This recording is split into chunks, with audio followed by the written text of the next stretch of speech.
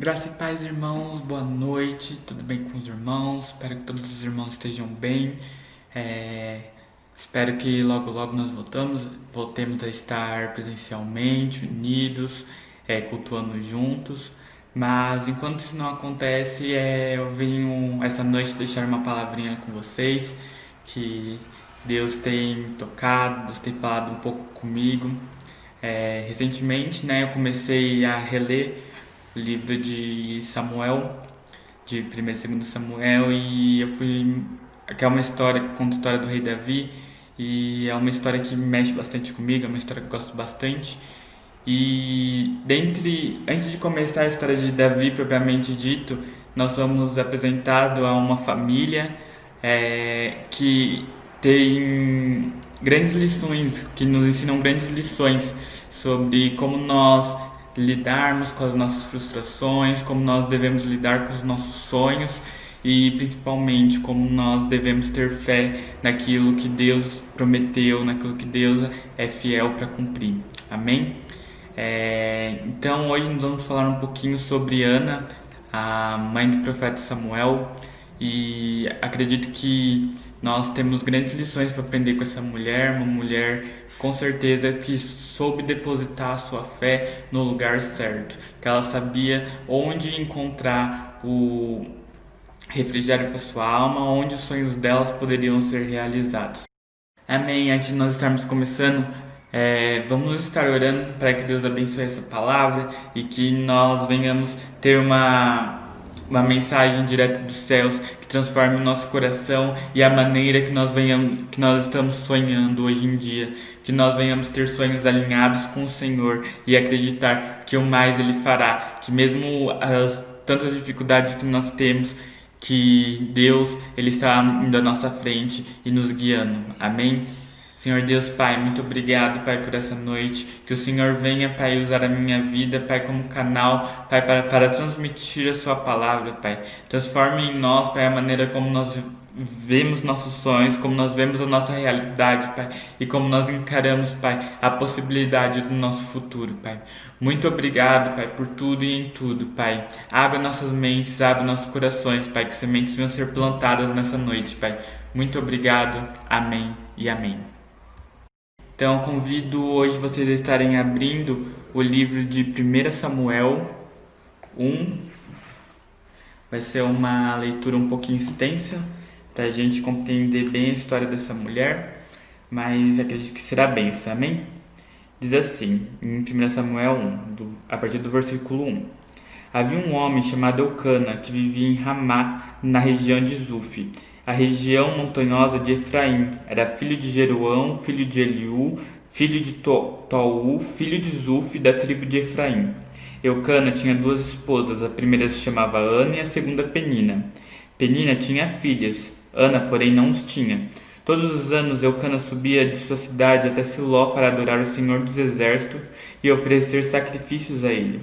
Nesse tempo, os sacerdotes do Senhor eram Hofni e Finéias, os dois filhos de Eli. Quando Eucana apresentava seu sacrifício, dava porções de carne a sua esposa Penina e a cada um de seus filhos e filhas. A Ana, porém, dava uma porção especial, porque a amava, apesar do Senhor não ter lhe dado filhos.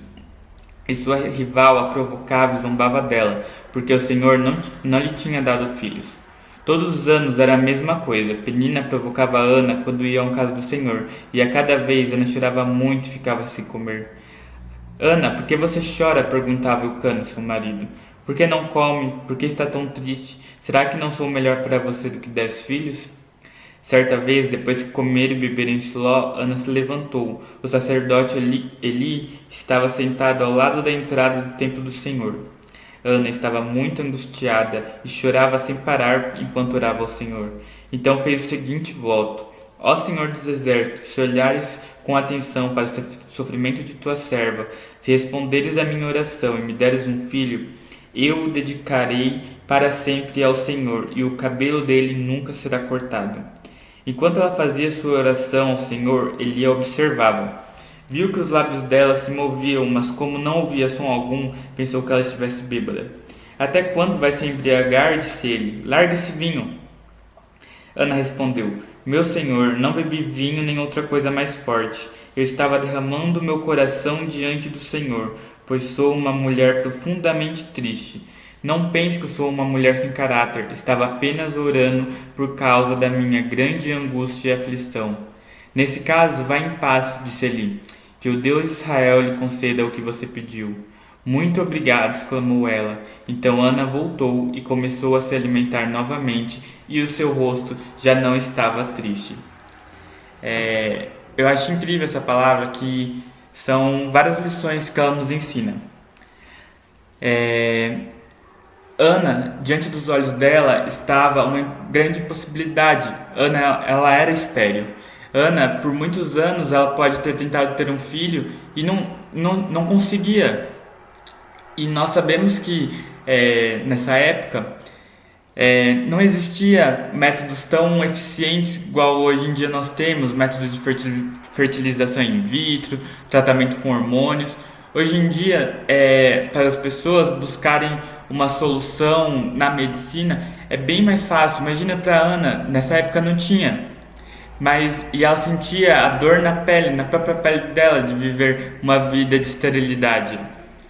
E como se isso não fosse suficiente, a sua concorrente, digamos assim, Penina, ainda zombava dela ao ter cada filho. Imagina a tristeza para Ana, vendo sua rival, vendo a outra mulher de seu marido tendo filhos enquanto ela não conseguiria gerar nenhum. Todos os anos eles subiam ao templo para oferecer sacrifícios e os filhos de Penina recebiam as suas porções enquanto ela estava sozinha lá, sendo que ela não tinha filhos para compartilhar das suas porções. E nós vemos que Ana podia ser uma pessoa cheia de feridas. Ana era uma mulher cheia de feridas. Então eu imagino que no coração de Ana havia grande esperança, que mesmo com tantas tentativas frustradas, pois na Bíblia não relata quantas vezes eles tentaram, mas pela quantidade de filhos relatado, que Penina já tinha outros filhos, então nós imaginamos que isso se trata de um longo tempo, em que Ana vem tentando ser mãe e não consegue. Então nós podemos ver que Ana tinha um coração cheio de expectativa. Mas isso não, mesmo as frustrações passadas não definiram onde ela colocar a sua expectativa futura. Mesmo as tentativas passadas não tendo êxito, ela sabia que mesmo ela derramando no altar do Senhor, os seus sonhos poderiam ser concretizados. Eu fico imaginando que Ana, ela não deveria sofrer preconceito, deboche apenas de Penina, pois naquela época as mulheres eram definidas um pouco sobre o que elas poderiam ter de filhos, sobre o que elas poderiam deixar de herdeiros para o seu marido. Então eu fico imaginando hoje em dia nós não numa situação de geração de filhos, mas quantas vezes nós não temos os sonhos que estão cravados no nosso coração sendo debochados pelas outras pessoas? Quantas vezes as pessoas não nos abordam e perguntam: ah, você trabalha tanto, então por que você ainda não comprou a sua casa própria? Ah, você vem para a igreja de tão longe, por que você ainda não comprou um carro? Às vezes as pessoas elas não entendem a profundidade dos nossos sonhos e o quão difícil esses sonhos são para se concretizar. Mas o que eu mais admiro é a cura que essa mulher teve, a cura na vida de Ana, pois a Ana não se dava por vencido, ainda que seus olhos não tivessem visto o impossível acontecer diante dos seus olhos. A fé de Ana a levava a clamar. Ana chegou até ser confundida como uma embriagada.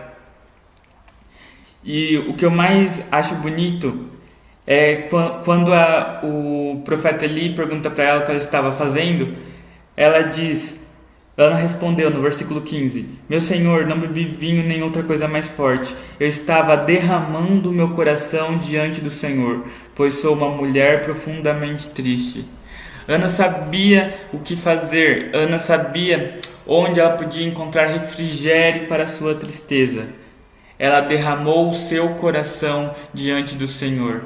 E é essa a lição que nós precisamos entender para a realização dos nossos sonhos, para nós prosseguirmos. Quando nós vemos uma circunstância que ela parece ser impossível, nós precisamos nos derramar perante o Senhor, nós precisamos derramar nosso coração, nós precisamos derramar os nossos sonhos mais vivaz na frente do Senhor, nós precisamos estar dispostos a entregar nossos sonhos no altar, pois o que Ana mais queria, ela era ser mãe, mas ela não ficou com o primeiro filho, com o primogênito dela por muito tempo.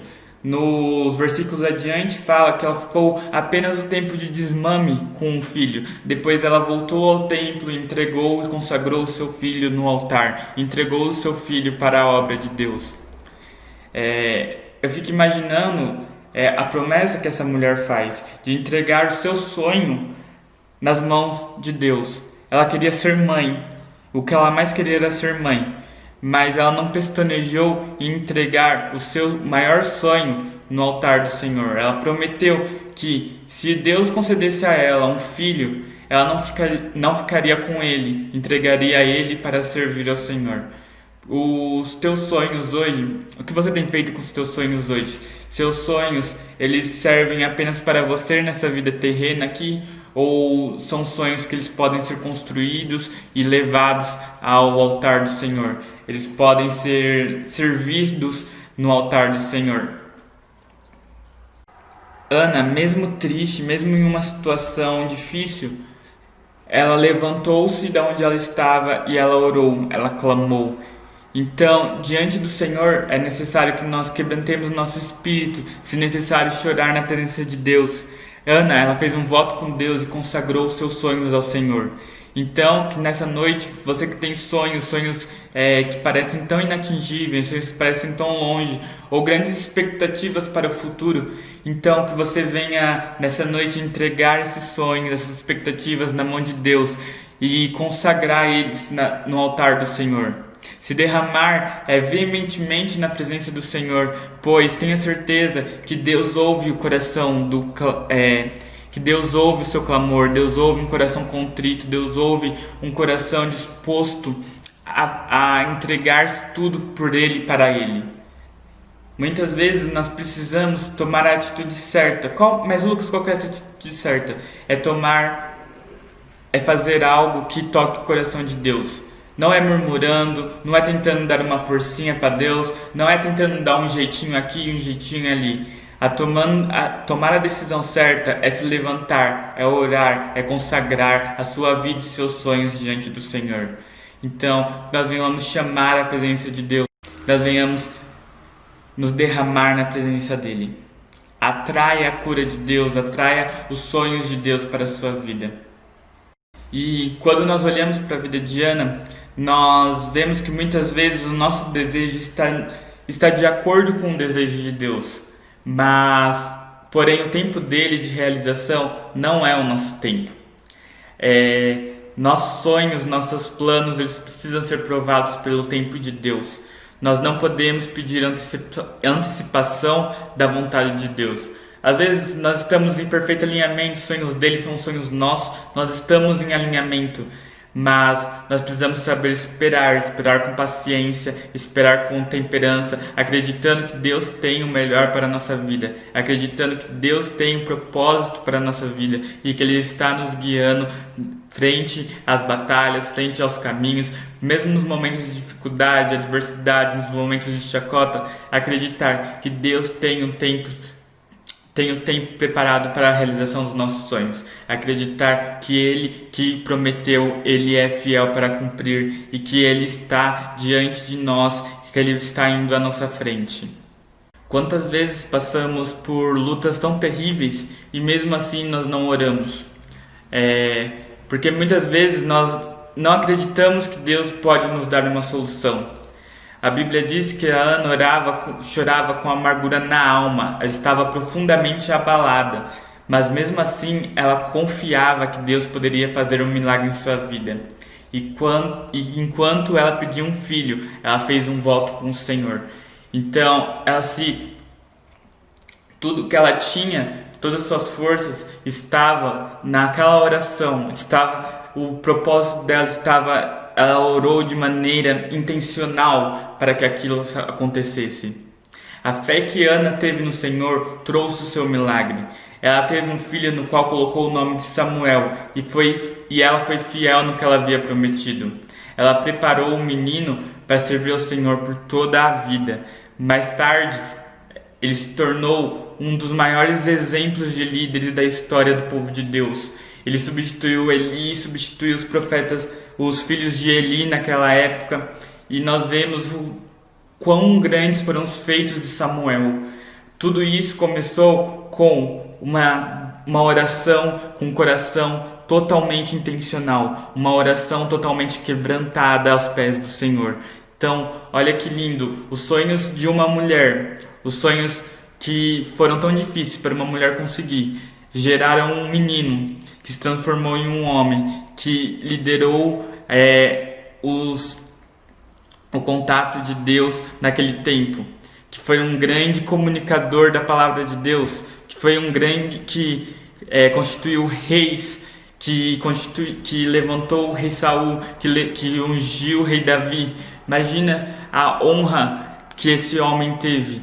Tudo isso começou com a oração quebrantada de uma mulher. Então, seus sonhos precisam estar quebrantados, precisam estar consagrados no altar de Deus, pois quando eles estão alinhados com os sonhos de Deus, eles mudam toda uma geração. Eles não deixam que uma geração seja morta, eles não deixam que uma geração não seja perdida.